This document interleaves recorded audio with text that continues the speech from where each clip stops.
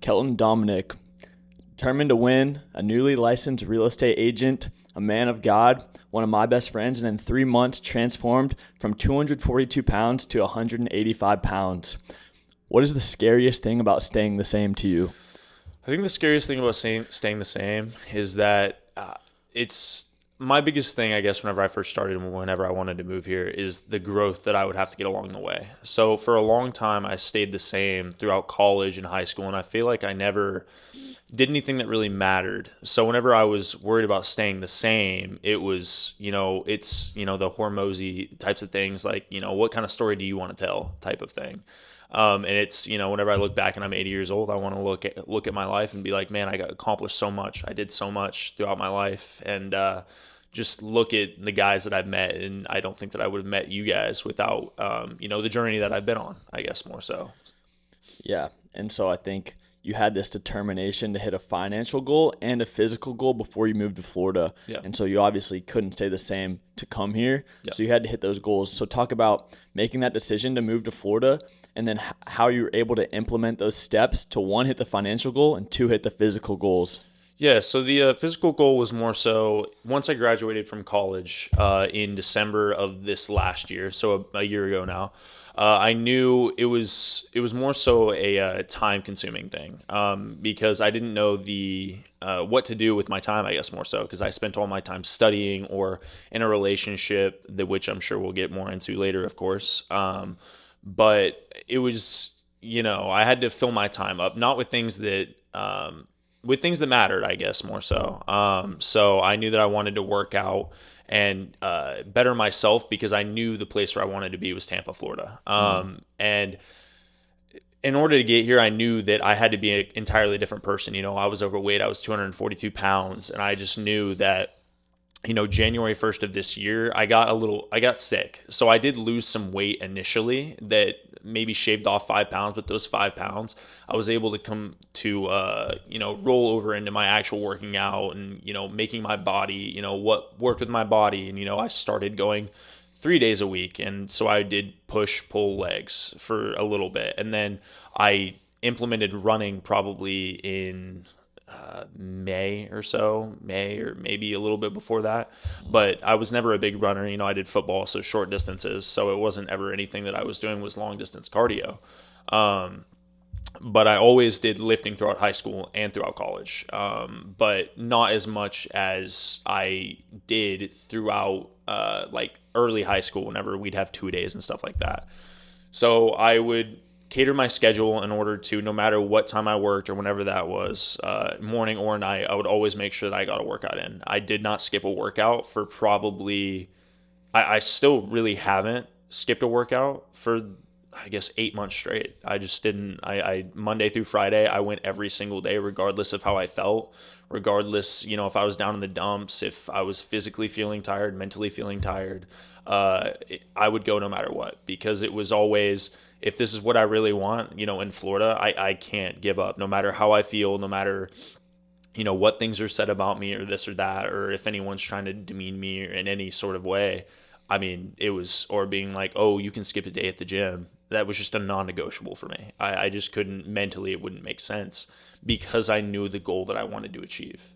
And it was so, and then it just compounded throughout, I don't even really think about, they're like, oh my gosh, this like happened overnight. But I knew where I wanted to be. It felt like maybe it didn't happen overnight or that it did. And for like to some people, like I got accused of being on, steroids, stuff like that. So yeah, because they don't believe that the hard work and the transformation. So we'll pop it up. So pop it up 242 to 185, and really the bulk of that was within 3 months. Yeah, and the rest of it, you shaved off a little more pounds, whatever, in the following months after that. Yeah. But I think it comes down to, I've asked you about like, how did you do that 60 pounds? And you're like, well, dude, it doesn't even seem like it was that hard. But I think that's because the why was so strong, right? And so that dives into like, what is your why? My why. So my why is I want to be a great man. I think that that's really what it comes down to. I want to be a great man. I want to be a great husband. I want to be a great father. And I want to be a business owner ultimately. And just to do all these things in order to, feel not even somewhat satisfied, but obviously I can only be so satisfied, which is what I learned, which is why I think I turn more towards God, which, we'll talk about. It's just, I knew where I wanted to be and, the type of guy that I wanted to be. And I didn't feel like I was that type of person. I was in a long-term relationship and, I was trying to, I had my identity, I guess, more so with that relationship. And I didn't necessarily know what I wanted, what my why was. But my why is I want to be a great man, a great friend, a great father. Just whenever people bring me up, that, oh, he worked really hard. Oh, he did everything for his business, for his kids, for his wife. He always makes time for them. And it's just, I know that I want a family and I know that the right person at some point will come along, God willing, of course. And, it's just what we've really learned throughout our services and talking to you guys. It's waiting for the right time. And I think that that's the hardest thing. Yeah, it is, because you never, it's fully trusting in God's plan and waiting that he's going to put that right person in your path, because it seems like most of your why is to have that family. I mean, there's other aspects of it, but a lot of it's to eventually provide for those. So it's hard when you're reaching towards a goal to not know, like, hey, God, when are you going to put this person in my life that I can create this why with that person? Yeah.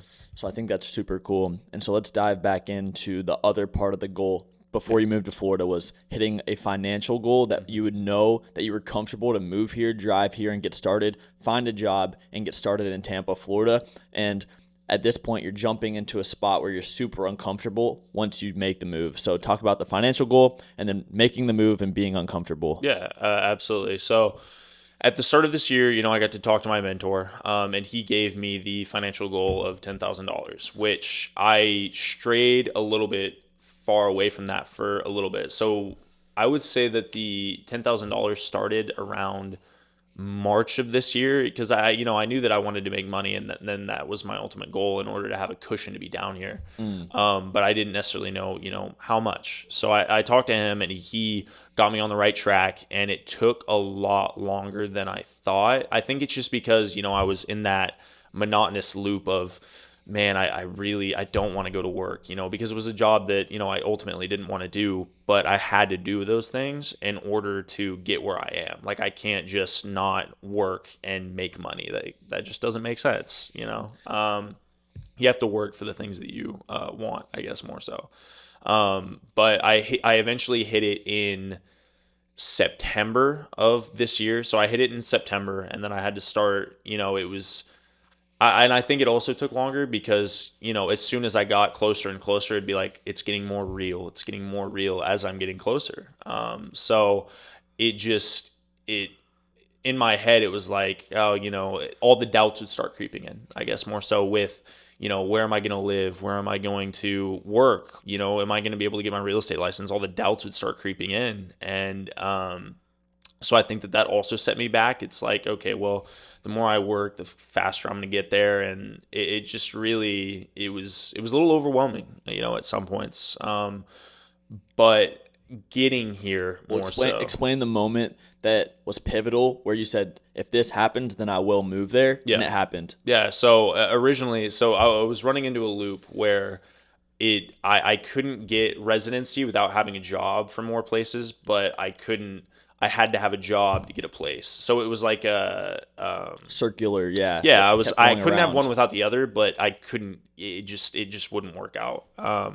But I told myself that if I was going to get this place, then it was God telling me that it was time to move. And because it was a really nice place. It was 10 minutes north of here from downtown Tampa, and I don't know what it was, just for some reason it just kind of it kind of just spoke to me, and I thought it was too good to be true. I really, at first I thought that it was a joke, because it was everything all included and fully furnished. And so I just really wanted to talk to the guy. So I talked to the guy on the phone, and he seemed very sure of, it was his place, and really assured me, to made me feel better. And I was on the call, and I was out on a run, and I just, I just knew that it was time, and I got the place. And then, it was 3 weeks after that. So I gave everyone in my family and my friends 3 weeks. It was just a really quick turnaround time.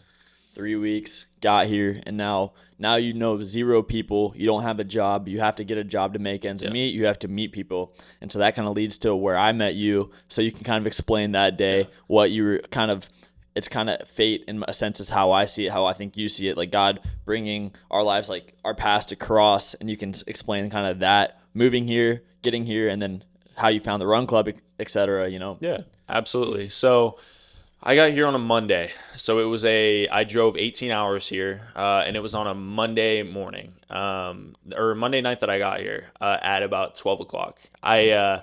Before I came here, I researched different run clubs and gyms and churches and all that type of stuff, because I knew the type of people that I wanted to be around, and those are the type of people that do those types of things that would, in order to, help me in my mental space, I guess more so. And you had prepared to be with, like, surround yourself with those people. Yeah. Because like you saw, if I don't hit these 2 goals, then I won't be the person that's going to surround myself with the people I want to. Yeah. And you guys even told me, like, throughout the time that I was here that the person that I explained to you who I was and the things I wasn't proud of at points. We never saw. Yeah, you guys never saw that because you guys have no history. I mean, you guys know nothing. I mean, I just moved here. And that leads me into a question of how do you break the identities of the past? Because we never saw the Kelton Dominic that, some people in the past might have seen or you might have thought of. And when we met you, you still held some of the identities from the past relationship, from the past Kelton who was overweight. Yeah. How do you, because now you've broken those identities that I can see, how do you break identities that are so rooted deeply and get over those and create a new identity of, I'm not the Kelton from that last relationship. I'm the Kelton that's going to be this man. I'm not the Kelton that was overweight and like wasn't hitting my cardio, wasn't in shape, but I'm the Kelton that's now ripped and pretty shredded. Thank you, of course. But I mean, I think it comes to having a really strong why. I think that's really what it comes down to, because I knew from just in my head playing over and over, it would be, if I want to be in Tampa, I want to be in Florida. These are the things that I have to do. So it's really setting a goal, not necessarily something so unattainable, because, it was different, smaller goals that I'd have to hit. I wanted to lift this or do that. So like I'd have smaller goals along the way, but having that big goal of moving to Tampa, Florida, and just like the giving yourself the undeniable stack of proof, like Hormozy talks about. You hit the gym every day. So as someone who out of shape, but it's like I'm hitting the gym 7 days a week, and now the scale says I'm 185 pounds. I look in the mirror, it's like there's no one to tell you that you're out of shape. Like you are now in shape, but you have the undeniable stack of proof. And then for like the man you're becoming, you start to surround yourself with the people, and like that old person probably wouldn't have been surrounded with those kind of people. So now it's like the people around you are another undeniable stack of proof that you've become the person that can be around those people. So I think that's super cool, and breaking those identities is not easy, but I think it takes affirmations, it takes coming to terms and reflection, and a lot of self-work that's not fun. Oh, absolutely. I mean, it was really looking internally with myself, I guess, more so, because I just felt like, I was still trying to find my identity, because I was in a long-term relationship, and I just didn't know who I was, I guess, more so. Like, I just feel like I never struggled throughout life, everything, school and, jobs. It all came just really easy. So I just feel like I never really had to work for anything. And so since I never had to work for anything, it just feels like I didn't get any sort of satisfaction from hitting any goals. Like even now a little bit, whenever I hit certain goals, like what's next? Like it's never being satisfied, which I think is a good thing, of course, because if I was satisfied with the things that I've done and where I'm at, then I might get stagnant and get comfortable. But no. Yeah, and I think it's a really tough balance, especially like us, is finding that presence and that love in the place where we're at, but always still striving, like we're works in progress. So it's that balance. I think it's really cool. And something I'm thinking about when I'm talking to you about forming that identity. Who was I? Dude, I remember specifically kind of in my self-improvement journey at times, I remember, I don't know exactly when it was, but I remember sitting in my room just thinking to myself, like, who am I? Like really diving into those questions, like, who am I? Like, who do I want to be as a person? What makes me up? And like, dude, those are the questions that are not fun at all. But that's where the real improvement's going to be made. That's where you're going to become secure, confident in the person you look at in the mirror. Because at the end of the day, you have to love the person in the mirror. Yeah. And a lot of people are never going to do that work. And so because it's not fun, because it sucks. Yeah. But I guarantee you doing that work is so worth it, because then you can look and love the person in the mirror, make the growth. And because some people never make that growth in their whole life. Yeah.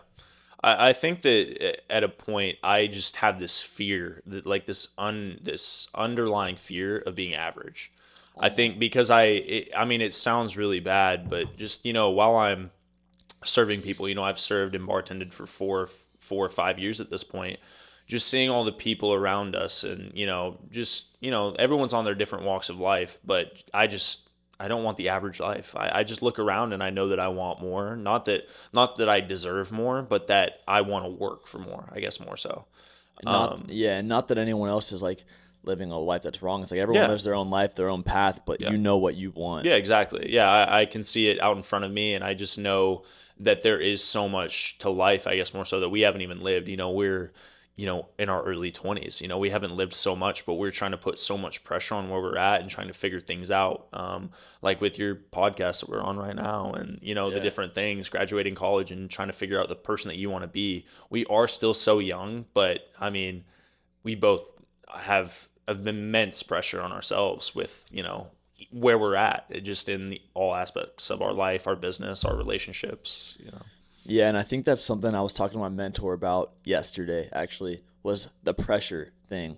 And so I think what ties back to our faith and like the plans that God has for us. So it's this pressure. And I was talking about pressure to him, and he was like, well, like, in the scripture it says, be still and know. So like you're pressuring yourself, which might not be a good thing. And I was like, no, because pressure is good, but rushing's not good. And he was like, well, no, it's not pressure, it's a privilege. Like, you're privileged to be working on what God's called you for. You're privileged to be on this podcast. It's not pressure. Like, you don't have to do this podcast. I was like, well, if I never go on the podcast and I never shoot that episode, then it will never grow and be successful. And then that took us into a whole nother rabbit hole, which I can get into. But basically he was like, if you look at it more in a sense of like that you don't have to, but it's a privilege, because I was torn between this pressure and this privilege.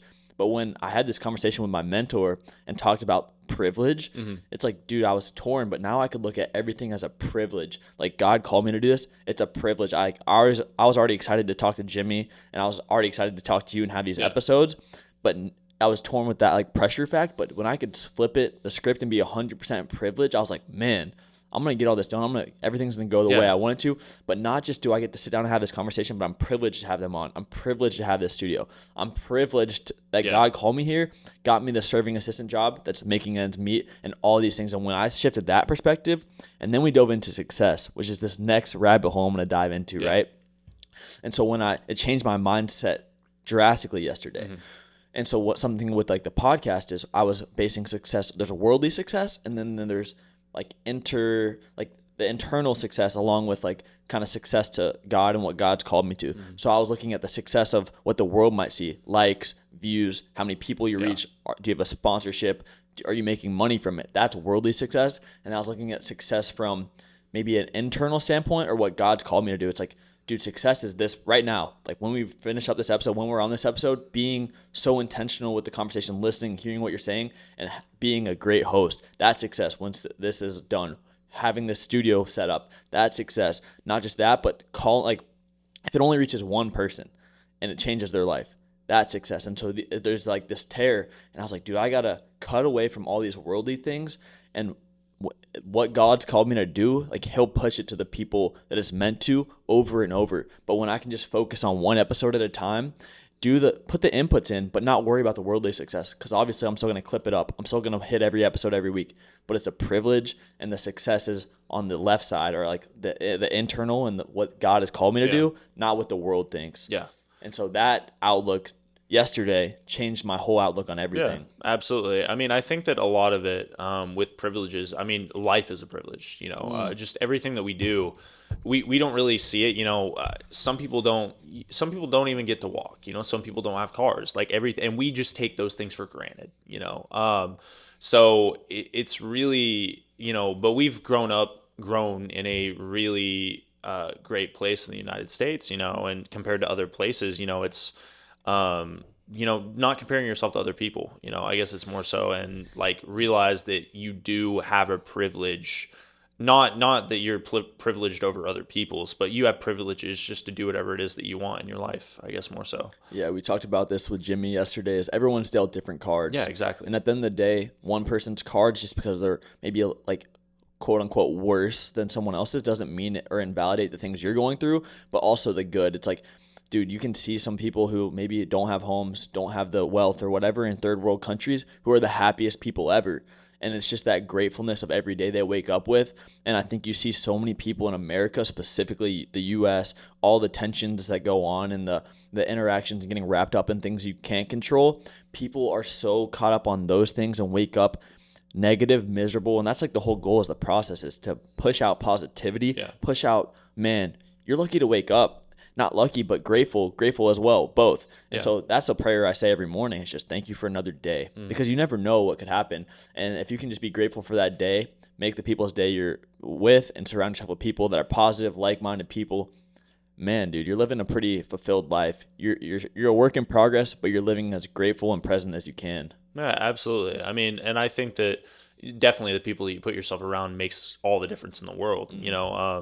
Whenever going back to the run club, I guess more so, I got here on a Monday, and then that Tuesday morning, I really didn't want to wake up. I was on like 4 hours of sleep, and I was like, man, I really don't want to go. This is the first run I run in Tampa. I didn't want to embarrass myself, but I got in my car. I got up at 6:00 in the morning, and the person that I met, the very first person that introduced themselves to me was Palmer. And, I didn't necessarily know, really what it meant. I got his number. I met some other people through me. Exactly. And it's Palmer knows everyone, I guess. It's more so what I've learned, I guess, whenever I first got here. But it's because he puts himself out so much, and, is such an outspoken person, and just anyone that he comes around or comes across, he talked to him about anything, just include them in the conversation any way that he can. And he does a great job of that.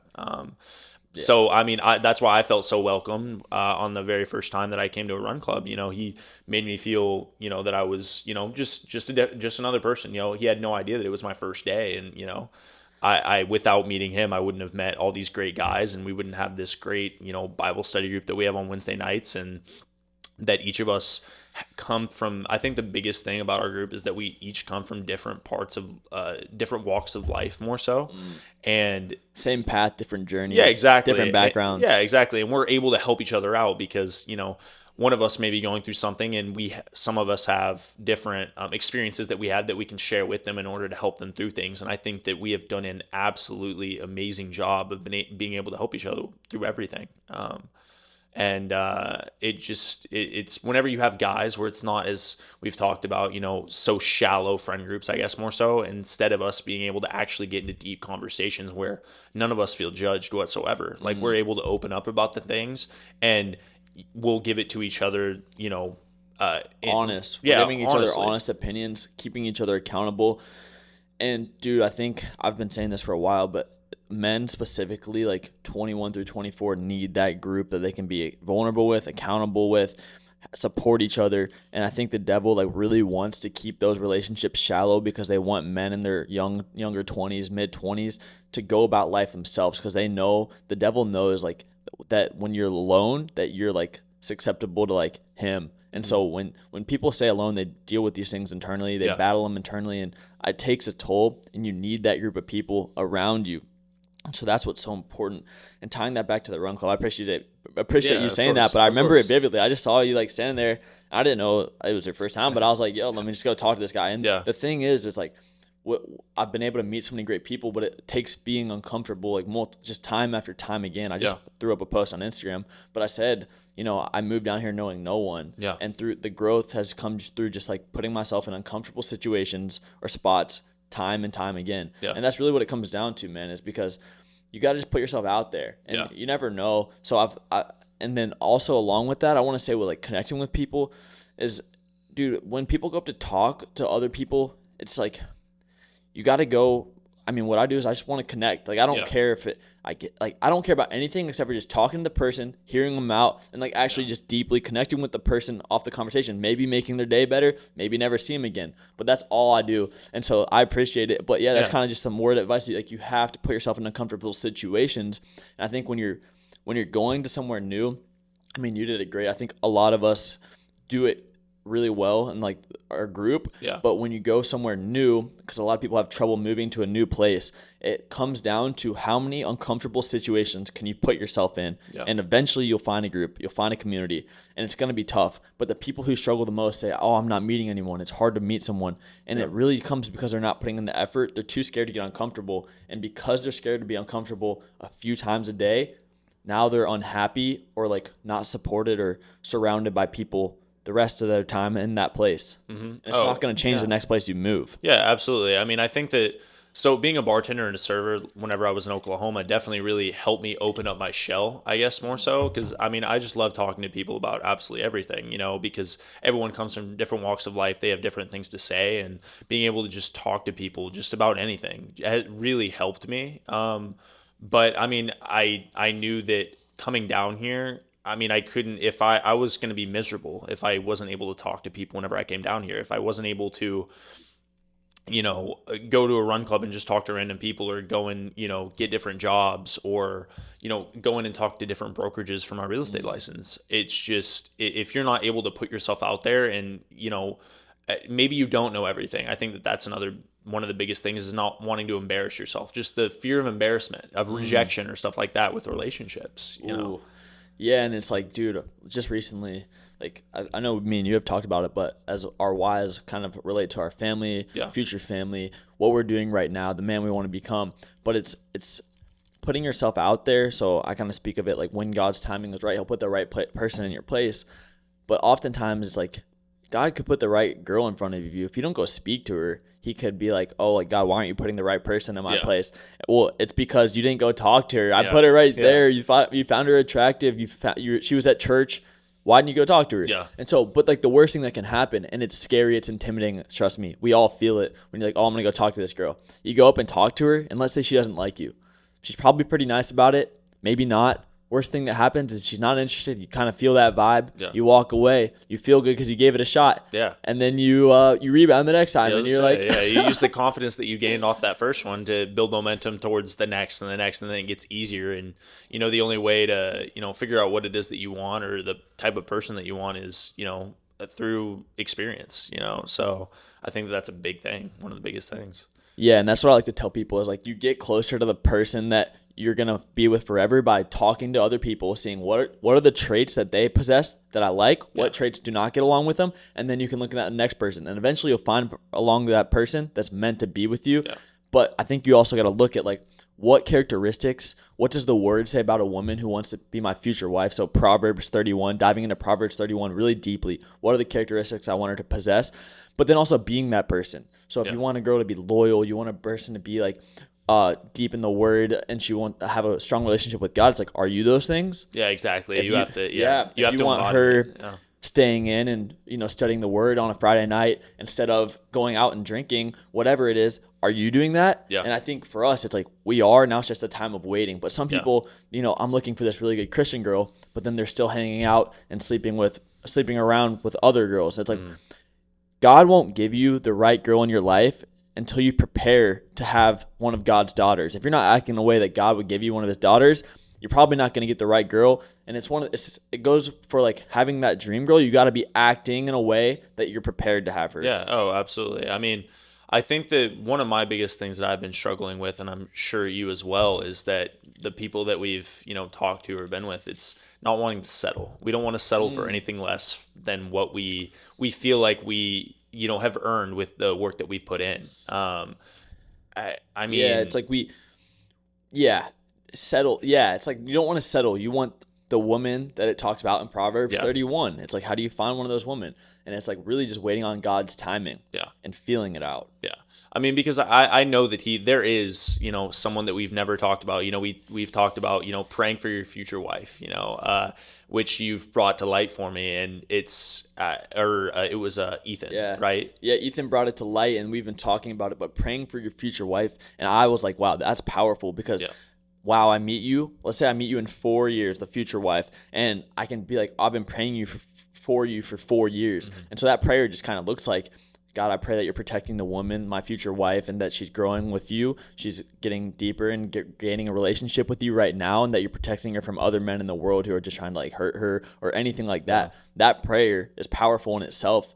And you might not meet that girl for 3 years, 2 years, whatever, 10 years, but you've been praying for her for that long. Yeah. Wow, that's cool. But I mean, the key is that it's not going to happen on our timeline. It's going to happen on his timeline. I think that's one of our biggest things is we're trying to rush it and figure it out now, but it's not our timeline to guesstimate. That. Yeah, determine. I mean, so yeah, because if you force it, it's not going to work out. Yeah, exactly. I mean, we're gonna settle for less basically, unless we're waiting for the person that we're supposed to be with later down on the road. Maybe we're 5 years down the road. You said it could be 5 years down the road. Maybe that is the case, but it'll.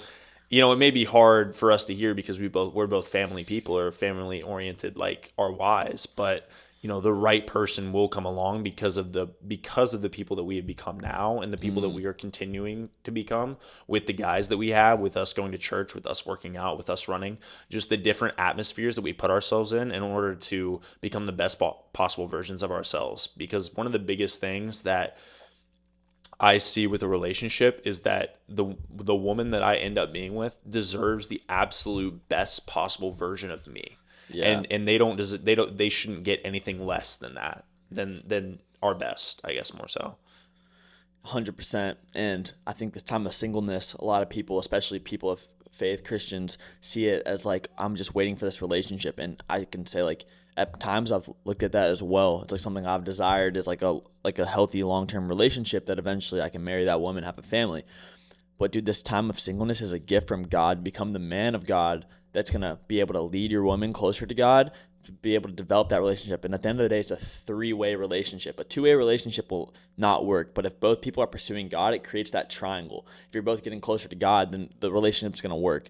And if you can like apply the biblical principles to your relationship, that's where the foundation is going to be just like so solid, Absolutely. I mean, and I think that, I don't know if we can get into my relationship background, I guess more so. But yeah, just go over like the high level, maybe like high level of your kind of reflection on it and your changing character, and then like realizing like I was the problem as well. Yeah, of course. So, I mean, I was in an 8-year relationship before I moved here to Oklahoma, but I learned so many different things throughout that relationship. We got together whenever we were 16. So we had a foundation, that was built on, very childish things, I guess, more so. And I mean, we never really grew, I guess. My fault and her fault, of course, because I'm not going to... Two-way. I was say it's a two-way street. I mean, obviously there's things that I wasn't happy that I did, but, it's vice versa. But we were the only people that we'd ever been with in a relationship. That's the only relationship we'd ever been in. And so, we didn't really know, what was good, what was bad. And just the romantic aspect wasn't necessarily there. But I think that it's just, we were so young and it was built off of a shaky foundation, and it just wasn't able to grow in the proper way. And we didn't have God in our relationship as well. I think throughout that relationship I strayed pretty far away from God as well. And I never thought I went to church, did the church thing going on Easter or Christmas or stuff like that. Christmas, Easter. Yeah, exactly. Yeah, that fun time, calling myself a Christian, but not knowing what real faith in God and a real relationship is. Yeah, exactly. And then the only way to figure that out is, by reading the word or going to church and like having groups like we have. And I think there's 4 aspects to it. Sorry. Yeah, no, you're good. But it's community. So having people around you that are rooted in their faith. Yeah. Going to a church, like having a home church is game changing. I'm telling you, prayer and reading the word and knowing the word. Those 4 things is how you grow in your relationship with Jesus, and being extremely intentional while doing it. Not just reading the word, but understanding and reading the word, diving into. And one good tool is ChatGPT. Yeah. As much as it's funny, it's like, hey, I'm reading this passage. Help me get the top themes about it. Help me understand this part I don't understand. And you can really dive into the word and analyze it, remember it, and then start to remember scripture, so that now when you're faced with temptations of the world, dude, you have a shield. You have that tool that God's given you, his word, to like let any temptations go away or fight against any of them. Yeah. That's the most powerful thing. And it comes to not just knowing it, but renewing the way you think about things, renewing your mind, which it says in the scripture. You have to think of things about things differently than you do now to be able to put those temptations to the side and not be tempted by them. Yeah, absolutely. I mean, and I think that, you know, we've done a really good job, or you've done a really good job of, you know, portraying that to us in the group, I think is one of the biggest things. And I think that it took me about 4 months ago, I think, is whenever 4 or 5 months ago, I started going to church again.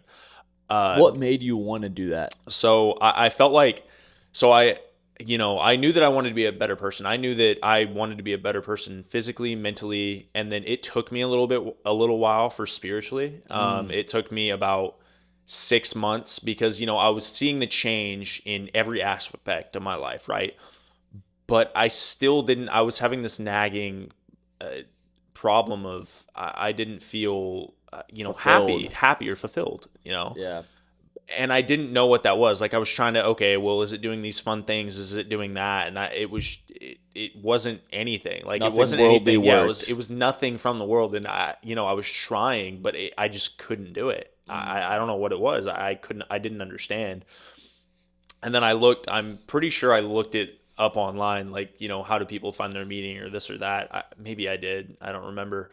But I mean, I was like, man, I want to start going to church. You know, I was just like, you know, I'm going to go to church again. And it was something that I wanted to do by myself. You know, my mom and my sister also, you know, lived with me, I guess more so. And I wanted to go to church by myself. I think that was one of the biggest things, is that figuring how to do it on myself or do it by myself was in order to really feel out, you know, what I was feeling, I guess more so. It was your own spiritual journey. Yeah, exactly. It wasn't anyone else, you know. And I think that's super important. And I think it's beautiful when someone's raised and they've modeled the faith by their parents in a way that, you know, makes them want to dive into the word and always have that relationship with Jesus. But I think another beautiful thing, and is even more powerful, is like you have a hard time in your life, or you're seeking out this fulfillment or this something other than the worldly desires, and you go on your own spiritual journey because, dude, that's super powerful. And that's what I've gone through, dude. And it's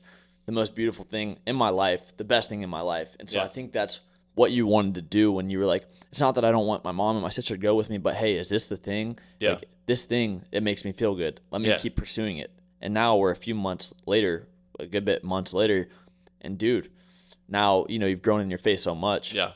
Yeah. I mean, I never thought that I'd, you know, and another thing that with my faith, I guess more so, was, you know, it would make me, you know, you're not allowed to do party. And I guess more so the way that I looked at it is you're not able to have fun. We're forgiven. Yeah, exactly. We're forgiven for everything. Yeah. But I think, you're not allowed to have quote unquote fun. Yeah. So you're not able to have fun, or you're not just this big bad guy, I guess more so. I don't know. It's not a version of myself, but looking back on it, I don't know why I ever felt that way. I don't know what it was. I don't know if it was fear of something, or if I was actually able to submit to God and, you know, what he wanted out of my life instead of the things that I wanted. That was just, I guess, more so scary, that I was giving my life up to someone else, you know. And it seemed like, you know, in the word it talks about, you know, not being able to like sleep with people before marriage, not being able to, all these things that the world says if you don't do, you're weird. Not, you know, not drinking. Drinking is not like considered a sin in the word, but it talks about getting drunk as a sin or altering the state of your mind. And it's like a lot of people find drinking, going out, partying, smoking as fun, but then you take those things away and they never fulfilled you. You realize they never fulfilled you. Yeah. And when you actually give your life to God and say, I'm honoring you with all my life. I'm learning the word. Bro, the most fulfilling thing is sitting in my apartment on a Friday night, reading the word, and then being able to just like relax. And guess what? Wake up on Saturday and not feel like I've given up my whole Friday night, my whole Saturday. And then, if you go out Saturday too, you've given up your weekend and then your Monday. Yeah. So I think a lot of the things that God puts in place are not rules to prevent us from fun, but to protect us. And so one thing I want to dive into, and I don't think we've really talked on this podcast yet. This is episode 5, so we haven't talked about lust or those kind of things. But one thing is like sex before marriage. God places these rules in place to protect you, because one thing is like this society has made sex, lust, all these things so appealing. And at the end of the day, dude, it's something the devil's rooting in the society, like one click away from the next TikTok where it's like some sort of lustful post that's trying to get you to click that way, or some sort of search on the internet, and every single thing is turning you towards those things. And it's like the devil's working so hard to work on the younger generations and even us, and it's taking away the beautiful parts of the relationship, which is sex once you're married, which is these different things, these intimate relationships, but they're ruining it, and they're making people desensitized to it because it's everywhere. Yeah. And it's super important. And I want you to, like, what's God's protecting you from is, one, when you get physically involved with someone before marriage, you're building that bond with someone who you're maybe not supposed to see with anyone else before you should, right? And then 2, you're also like emotionally, it's going to affect how you emotionally feel about the person. And so let's say that relationship doesn't work, you don't get married, you're going to have a lot of void that you're going to start to fill. You're going to be filled with lust. You're going to be filled with more emotional pain because God was protecting you and you didn't listen to his word. Yeah, you just keep losing. I see it as you keep losing pieces of yourself. Like, I mean, every time that you do something that you're not proud of with someone else, it's chipping away at yourself, the person that you are, the person that you're eventually going to give to your wife. And it's just like, if you keep having these experiences, it not destroys, but it doesn't make it as, and you can always be made new, like, right. Yeah. Because you can realize the things and move on from those things and become, live in a new way. And like, but it comes to like really renewing your mind, bro. That's why I love that scripture so much. I don't have the verse off the top of my head, but it comes to renewing your mind. Yeah. So that's super cool. Let's dive right back into the physical transformation. So let's say someone's watching this, they're not exactly happy with their physical goals. They've been lacking a quality of life due to overweight, due to maybe lack of flexibility, whatever it is. Like, how did you make that 60-pound transformation? And I know you say it wasn't super hard. Like the why was so strong, it wasn't super hard. But what are 3 things from the gym, running, and like changing your physique that you can give as advice to the listeners who would maybe be trying to make this transformation? I think that one of the biggest things is just not giving yourself an excuse not to go. Like, no matter what, no matter any day, like, in order to being determined, I guess more so is really what it comes down to. Your determination dictates the way that you're going to do things, I guess more so. So if you have a strong will in order to do things, it's just a compounding effect. It compounds upon itself. And as you keep seeing changes and results, it makes you want to keep doing it as well. I would say another thing is, I mean, just doing cardio, I think would be another big thing, because I love the mental aspect of cardio. I think that that's something that for people looking towards, growing in themselves as well as working out, just the mental aspect. Okay, 1 more mile, that 1% more, just every single time, just it just does something. Callous your mind, dude. David Goggins, callous the mind. Exactly. You build that discipline, you build that grit, because dude, running sucks. Yeah, it does. It does. I never liked running, but now I would set certain goals. I kept getting faster and faster and faster. I never thought that I would, because I never ran, like, other than in football. But I mean, I never ran long distances like I do now, and whenever I first met you, you said you were running 5, or, we were running 3, and then you ended up running 2 more. You ran 5 miles that day. But I mean, it's just different things. So like for the 10 mile, I told myself that I was going to run 10 miles around the track. And so I ran 40 laps around the track. Was this the move? This was the move, right? So no, this was to start my real estate class. This was to start. I will start my the perfect segue to real estate, but I will start my real estate class Only if I run 10 miles. 10 miles in the 105-degree heat in the middle of the day. I just told myself, I was like, you know what? If I really want this, if this is what I really want and what I out of life, I'm gonna do it. I gotta prove to myself, Yeah. and I don't know whether this is healthy or not, but it was- either way, that's just the way that that I that I you saw see it it. more so. But it was like, do I want it bad enough? yeah, it was like, do I actually want this? If this is what I want to do and this is the path that I want to go on, whenever it gets hard later, I'm gonna look back at this and I'm gonna be like, I wanted it back then. I was gonna say, and these are all of the things that I've done in order to achieve this. If I really want it, whenever it actually gets hard, like I'm trying to do these things now so that, maybe the sales calls don't go right. Maybe I don't get my first sale for 6 months, but I know that eventually if I don't quit, I cannot lose. I can't lose. Yeah, that's like the most comforting thing. It's also like it's driving, but knowing that if you don't quit, you can't lose. You can't fail. Yeah. Like, yes, you're gonna fail. Yeah.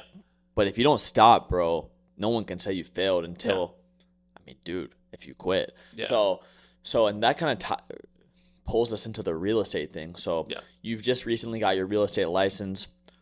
Walk someone who's desiring, they're in college, they want to go into real estate, into the process of getting that real estate license. Because now you're going to the venture of becoming a real estate agent. Yeah. But what was that process of going from school? You did entrepreneurship in school, and then now you got your real estate license. What was that process? What did taking the test look? How did having like-minded people supporting you help you get there? I mean, absolutely. So, I mean, I knew that, usually it says, I looked up, it said that it takes 6 months to get your license. So I knew that I didn't want to start until it was getting closer for me to move down here. So, I mean, because I wanted it to all be fresh in my mind. So I started it in August of this year. So I started in August. I started studying almost every single day. I took notes and this and that. But I kept pushing it back, I guess, more so because, there would be different, or moving down here, I guess, more so because I didn't know when I would be able to move down here. So I'd keep pushing it back and back and back. And the studying really wasn't too bad. I got to do it all online, so I could do it from Oklahoma. But, I even thought, why don't I just do it in Oklahoma, if I really wanted to move. So then, the doubts would start setting in whenever I would start talking about, oh man, I'm about to move to Florida. I'm about to be able to, do all these things, meet all these people. And, at some points it would just get overwhelming. But the real estate, it really wasn't as bad as what I thought. So I got down here October, and then the funny thing is the class, I really was taking it at my own pace, but you guys, I guess whenever I brought it up to you guys and what I really came down here for and what I really wanted, like I was telling you guys, working out and finding a job and this and that, and I would just say, real estate, even though real estate was the thing that I really wanted to do whenever I got here. But the things that I was telling you guys compared to what I was actually doing while I was here, real estate was on the side. Like it was. So let me kind of explain this. So basically he had said that real estate is the reason I'm here. Real estate is the business I'm pursuing. It is the number one priority. But then as I'm watching Kelton still hold the identities of the person who is overweight, like he's prioritizing the gym, running, and then obviously he's working as a server, so that's still a priority. You have to make ends meet. Yeah. But it was the gym, it was running, and that would take up pretty much all day before real estate. So whereas real estate, you said, was the number one thing, it was like the other things were preceding it, number one. Yeah. And so I think we have this group, and I said, man, you're holding all these identities of the guy who's overweight, the guy who doesn't deserve one thing or another. It's like you got to give your old self credit for that, create your new identity. And I don't need to hit the gym every day. If I miss one day because I have to put priority 1, real estate, over priority 3, the gym, then you have to be able to do that and know that I am the Kelton that's in shape. I can only work out 3 days a week, if that be. You still work out probably 6 days a week, 7 days a week. Yeah. But knowing that your identity has changed, and I think that conversation the next day. So talk about the next day, how quickly this kind of changed your mindset. Yeah, so we had that conversation while we were at Bible study on Wednesday, and I ran it by all the people, and they helped me realize that I was prioritizing all these other things, even though I said that real estate was number 1. Real estate was about number 5, I guess, more so. And they were like, all right, or Palmer texted me or talked to me, and he was like, all right, tomorrow you're going to schedule that to get your fingerprints. Yeah, you're going to get you your had fingerprints done. That it would take 2 months. Is what it said. Because they said that it was going to take 2 months. So like again, it was another time thing where okay, well I can wait 2 months. You know, I can keep studying, do my thing, make money. You know, work out, push it back, just keep pushing it back. You know, why not? And Palmer was like, no, you're going to do your fingerprints tomorrow. And so I ended up scheduling the fingerprints, and it ended up taking a week. So it was a really fast turnaround time, and I was about 90% of the way through the course. So I got the fingerprints, and it was like, okay, well, I'm able to take the test now. So now I have to finish the course.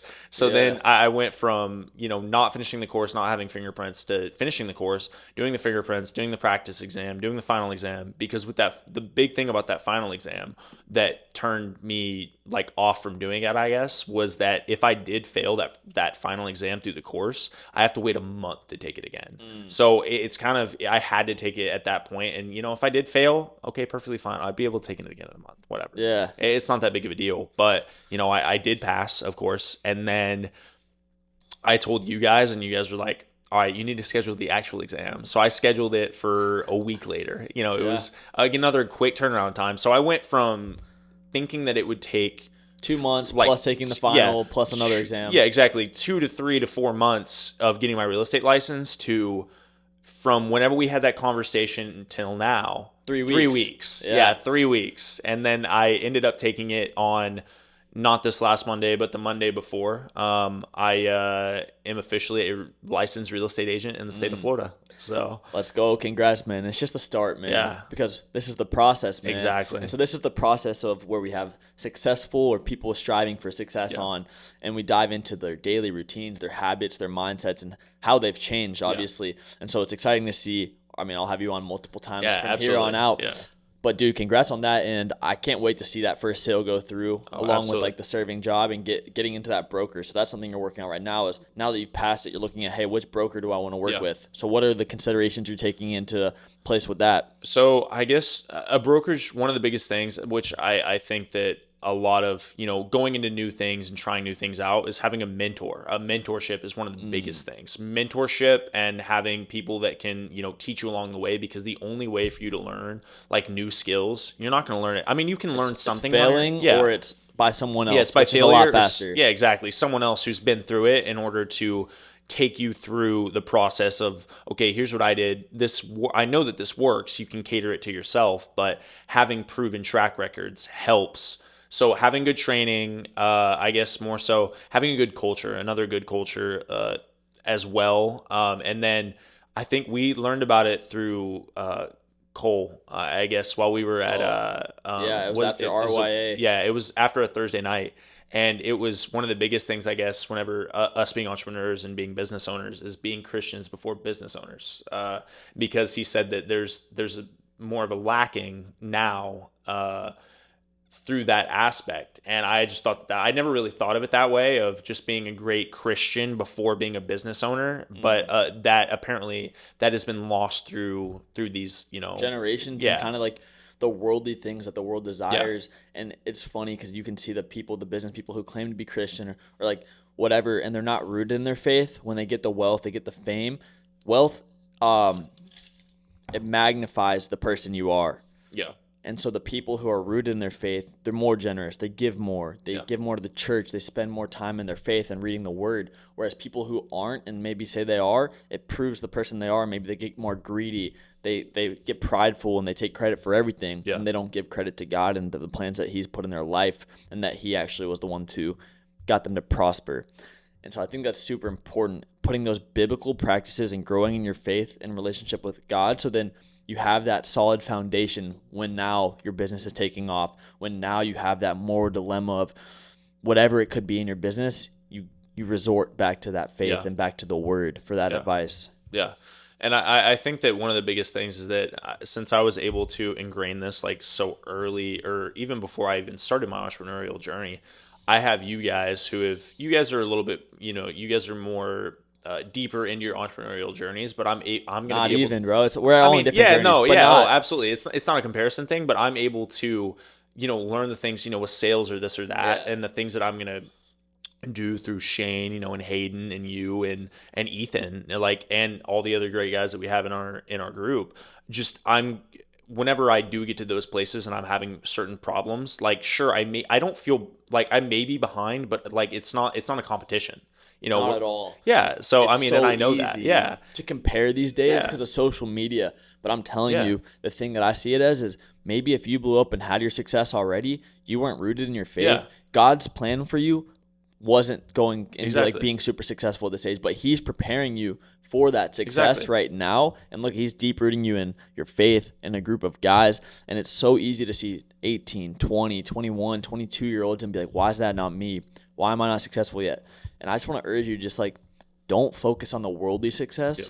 Focus on your faith, your relationships around you, your relationship with God, the people around you, what you're building. Because when the time is right, I fully believe in trusting with God, my plans. And so it's so easy to get wrapped up in comparison, but everyone's on their own journey. Yeah, absolutely. I mean, I think that is one of the biggest things that people have problems with, is comparing themselves to other people and their timelines. Whenever everyone has their own timeline, we may not have started our businesses, or I may not sell my first house until I'm 30. Who knows? But I mean that probably won't be the case. But I mean, I know it won't be the case. Yeah, but I mean, you never know. I was gonna say, you never know like what it is that you're doing, or the breakthrough that you may have through this podcast. You never know. And I think that you've done such a good job in order to went from, oh man, I really want to do this podcast, till now, and look at that, we're 5 episodes in. Yeah, this is episode 5. So we're about 3.5 weeks since we started filming the first one. Yeah. And actually, Kelton is one of the people who helped me realize this was the journey I wanted to pursue, the thing I meant to do, not what I was supposed to do. So I want you to kind of walk me through. It was, I think, maybe the first time we worked out. Yeah. We were starting to like kind of build like a friendship, but like I said, dude, it's hard to build friendships after school. Yeah. But it takes intention. And this was okay. So we're working out at Gold's Gym. Yeah. You've never been there. Yeah. Kind of lead me through. Like I remember it extremely well. No, but no, I do as well. So like it was, it was the first time we were working out. We hadn't known each other for too long, and we were talking about our lives, our backgrounds, our stories, and what we wanted to do. And you wanted to be it was a marketing. I was working on maybe starting a marketing agency. Yeah. So no, you had already like started it, or you already. Yeah, I was like working on outreach. I was already working on it, but I was pretty much ground zero. Yeah, exactly. You were ground zero of that, and you were also ground zero. You told me about this pod. What you really wanted to do, you said you wanted to do this podcast. And I was like, all right, yeah, that makes sense. I was like, the marketing agency will fund this in a few years. And I was like, okay, that we were sitting in the sauna. And he was telling me, what he wanted to do and what I wanted to do, real estate. And, he told me how he needed to build this marketing agency from ground zero in order to make his money, in order to do the podcast. And I was like, okay, yeah, that's cool. And I was like, but I also want to do this podcast while I'm doing that. And I was just like, Palmer, that makes no sense. Mainly because of the fact that if you're building that marketing agency from zero, like you're going to be putting all of your time and effort into that. Whereas you're also wanting to do the podcast, which is what you're really meant to do.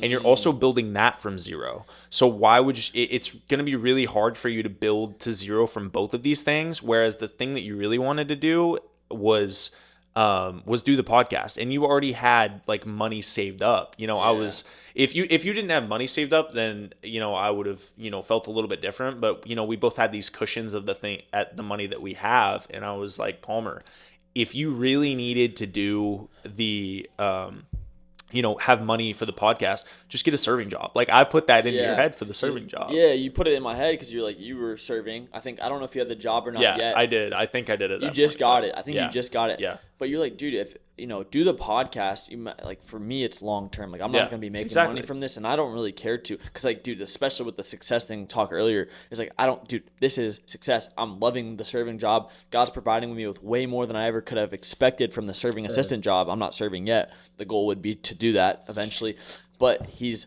provided me with so much, and it's like, dude, I love it. So you were like, make ends meet, like make some money on the side with serving assisting, and then pursue the podcast with everything. And I was like, dude, why didn't I think of that? Yeah, because you're when making I the dove money. into it, when I dove into it, I was like, man, I was scared what people might think. And I've say I'm pretty far away from like caring what others think, people who don't know me or from the outside perspective. But I was scared to like maybe tell my parents, maybe like, oh, I'm pursuing this podcast full time. But then I really prayed about it. I went home from that day from the sauna after you kind of gave me this advice, and I was like, dude, you were in a bad spot. You just not bad spot. No, it was just I could tell like your head was just like spinning. You were like it was. Oh my gosh, did I make a mistake? Like, no, you were so just in your own head of just because you didn't know, I think that maybe I've been putting myself out there too. I was saying maybe I said like what you were thinking, but since you saw another perspective looking in that also told you what was reassuring what you felt, it was like, you know what, I think this is what I really want to do. I think that does make sense, but what are my parents going to think about me? What are my friends going to think? I'm getting a serving job and I graduated from the University of Alabama, Yeah, and I started posting. So when I quit my job, I started posting of me building this agency. Yeah. And so, dude, you're putting yourself out there and susceptible to failure. Yeah. And the thing was, I wasn't pursuing what I was meant to do. Yeah. But the thing is I was like scared to say, oh, I failed. I was like, oh, well, I changed my mind or I wasn't passionate about this. No, it's like, dude, and I was like, why am I so scared to just say I failed? Yeah. And it wasn't even a month in, and I was like, dude, let me just say I failed. So I put it out there. I put out a little video saying, I was scared to say I failed, but I did. Yeah. But that failure in something led me to the thing I was actually passionate about. Yeah. And I was so scared to fail. It's like, no, dude, there's nothing wrong with failing. Yeah. And I think I've been so scared to fail all my life because you're not told failing's bad in school, failing's bad in anything in life, and people tell you that. But especially when you start putting it online, which I love because I can put my dreams out there, and you got to speak those things out to existence. Yeah. And so I've been doing that, but I did that with something that I wasn't passionate about, that I didn't want to drive to. So now you kind of look silly for a second. Yeah. And whatever, dude, whatever. You now switch it up, and now it's like the thing that you found that you're meant to do, that you made clear that I prayed about. I prayed like, is this what you have for me? Yeah. And God, on my heart, I was like, this is what he has me. Talking to people, having these deep conversations. What adversity has the person faced that can inspire others? This is the thing that God put on my mind. And now I'm pursuing it. I love it, bro. And I'm thankful for you for that conversation. No, absolutely. In that sauna. And just with the server assistant job and the serving job, like you're able to meet like what I really like about it, meeting all these different people from walks of life. You may meet some. Bro, I didn't tell you this. Wait, I gotta interrupt you, dude. Guess who was in our restaurant on Tuesday? Who? It was like a B/A-list celebrity. I don't know, actor. But so we had the UFC event in Tampa this weekend. Dana White was there Friday, Saturday. No, he was not. Was he really? Yeah, he ate there both days. But then Tuesday, 3 days later, Miles Teller. No way, really? Was just eating in the restaurant with, I think, his wife and his grandma. Do you know who Justin Waller is? Yeah, was he at Yard House? Oh my gosh. So I have to tell you this story. So I was walking out of Yard House it was the night of the event for the UFC event on Saturday. There was multiple people that came in. Like there was a couple UFC fighters that came in, and who after the fights? Yeah, it was I think Dustin Jacoby, was it? Yeah, him? It was Dustin Jacoby. Yeah, I knew he. Yeah. I feel like you would love Yard House too. Yeah, no, it was Dustin Jacoby. That's crazy. I don't know how you do that. I want him on the pod, by the way. Yeah, no, Dustin Jacoby. If you ever see hilarious. This, no, and there was a rapper. I cannot remember who it was. There was a rapper in there as well. I cannot remember. Wait, who? I don't even remember. I don't remember. Either way, but Justin Waller. Justin Waller. Yeah, so Justin Waller. I was walking out from work. It was like 2 a.m. 12 or 1 a.m., 2 a.m. I was walking out of work. I'm beating myself up about it because I'm about 90% sure he was just sitting out on a park bench by himself on the phone, like right outside of Yard House. Like I am about 90% like sure that it was him. Yeah. And I walked past him, did a double take, looked back, and I was like, I'm pretty sure. Like I love that guy. I guess that's one of the guys that.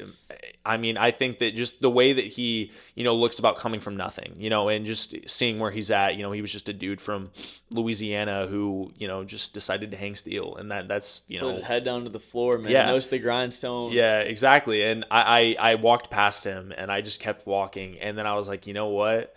I'm going to go back and I'm going to talk. So I got in my car. It was like 3 minutes. It took me like 3 to 5 minutes to get back to my car. He wasn't there. I was like, I really wanted. Did you go back? So you went back? Yeah, no, I drove back. I drove back and he wasn't there. But it was, oh my gosh, I was so So I went to go look on, his Instagram and everything. Yeah, so that he was there. in Tampa? Yeah, and he was. Yeah, Oh, so and he it was was at him. the fight. It was him. Yeah, it was 100% Oh, him. man. Yeah, it was 100% him. But it's so cool, like the surfing. So, yeah, diving into, like, Yeah. dude, you never know who you're the going to meet. networking, exactly. You never, dude, and I love it, man. I Yeah. love what I'm doing. Yeah. I'm like, the goal is to work up the server whenever that Yeah. time might be. But I just like to talk to people. Yeah, exactly. And it's amazing industry. Yeah, Especially exactly. when you can go in with that mindset. Yeah, it's just you get to talk with all these different people, and you never know who you're going to meet. You could meet someone that, oh man, I'm actually on this podcast, and it's, you don't know how big it is, but it's 100,000 followers and this and that, Yeah. and it's like, oh man, I'd be happy to give you some tips, like with golds and stuff like that. Like the people that we've met, people have been so eager and open to help you, and like with certain things, and it really just comes down to putting yourself out there and being able to just have conversations and being like, I have this podcast, and maybe internally you're like, oh yeah, but it only has like 10 followers. Doesn't matter. Like this, but that doesn't matter, dude. Exactly. Because a lot of people are like, oh, like I want to be a great podcast. Exactly. Bro, it's like you are. Yeah. You are. Like, exactly. I'm being my authentic self. I'm on a podcast. Like people are like, oh, I want to be an influencer. It's like, Yeah. bro, post 3 times a day, Exactly. make a reel a day. It's like you are an influencer. Exactly. Like for me, it's like I am a podcaster. Yeah. And I'm a great one because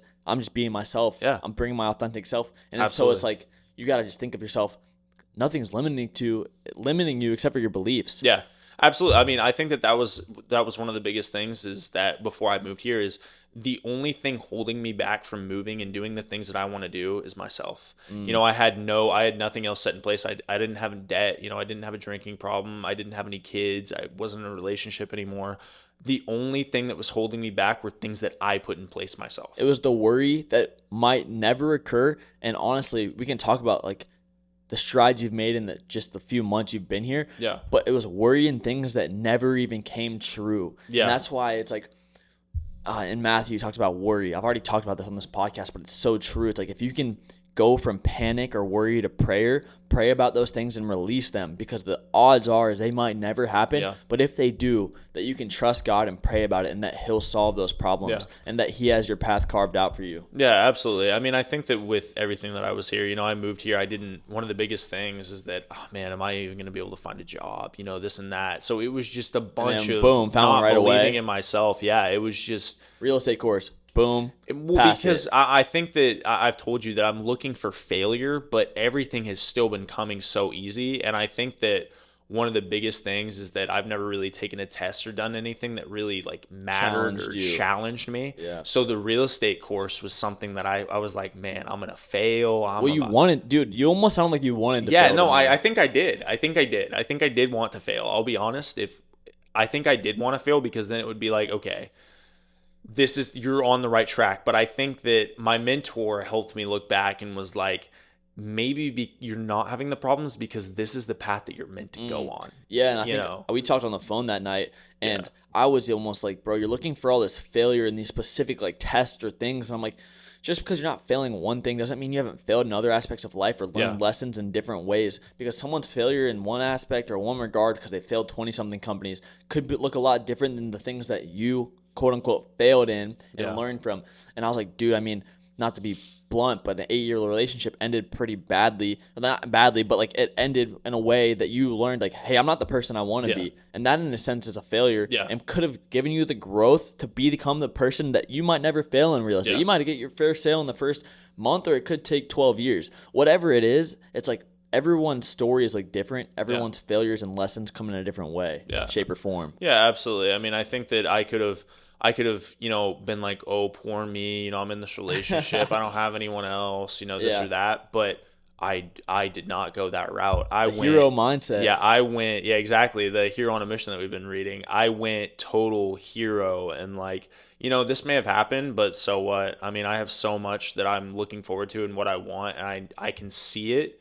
And that I think that was one of the biggest things, is just like visualizing like where I wanted to be. And then the pivotal moment of reflecting on that relationship and taking all the blame. Yeah. Because for a while you were like, it's not my fault. Yeah. But then, I don't know, you've talked about it, but there was a pivotal moment where something clicked. Yeah. And you said, no, it was all my fault. Maybe not all. It's a two-way street in a relationship, but you said it was my fault. Yeah. And you kind of blamed yourself, and that's when you made the growth. Yeah, because I mean, I think that I still...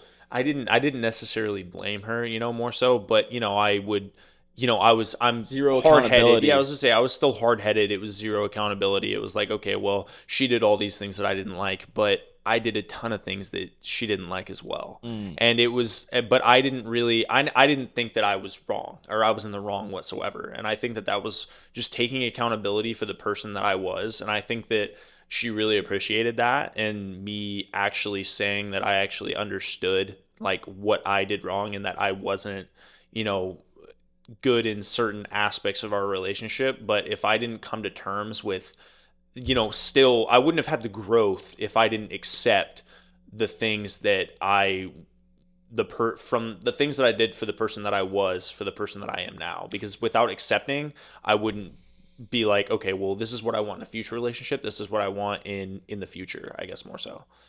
I want you to explain that mindset when you're able to shift it. I think kind of through our group, I helped you realize it. Not like, not me, but like the group did. But when you were like, how can I go?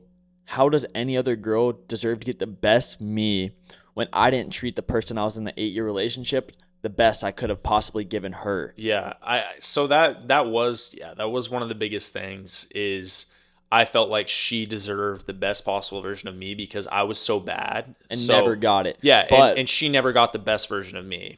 what changed? What was the mindset that we kind of gave you? Yeah, to I change mean, that? it was that, well, I think that you've grown so much that she doesn't, not that she doesn't deserve it. She doesn't deserve the person that you are, but you have changed so much that You can learn from that experience and now take the lessons that you've learned and implement that new you, that man, that person, be with that person you're meant to be with, and now be that man for her. And take the good things from the past, implement them with the things you've learned, the responsibility you've taken, and now put that on a healthy foundation. And now rooted in God, a foundation with God, a 3-way relationship, and now have that relationship with someone else. Yeah, absolutely. And I think that one of the biggest things is being comfortable. I think that was one of the biggest problems that we had in all relationships, is that people just get so comfortable with, how they do things or how they say things or this or that, instead of, just an evolving relationship where you understand certain things that you do like, you don't like, instead of going on certain foundations that you started with. I mean, you challenge each other, you acknowledge differences, you grow together versus if two people aren't growing, and one is and one isn't, it's never going to work, because then but you have to evolve together, and the right person, the right woman, the right vice versa, like both people are going to support each other in growth, and they're going to grow together. That's how you really know it's meant to happen together. And I think that there was no way, I don't think that either of us were growing. I think that either of us would we would try to grow, but then the other person would kind of like hold them back, or subconsciously. Yeah, exactly. So, I mean, we knew this type of person that each of us were, and it's like change was scary. You're changing, what we've talked about. No, you're growing. We're both growing as individuals, as people, as, in our relationship, but we didn't have the capability to change in the right way and grow in the right way, just rooted on the foundation that we had.